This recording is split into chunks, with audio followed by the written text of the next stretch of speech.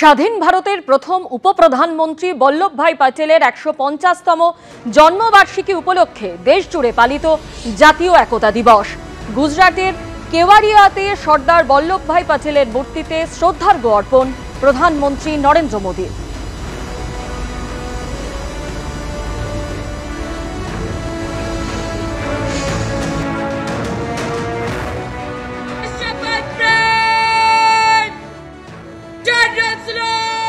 জাতীয় ঐক্য, অখণ্ডতা ও নিরাপত্তার বার্তায় এদিন স্ট্যাচু অফ ইউনিটির সামনে হয় প্যারেড।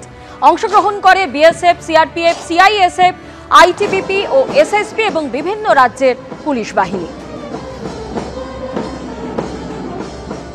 डायमंड फॉर्मेशन में ये विमान एक दूसरे से मात्र 5 मीटर की दूरी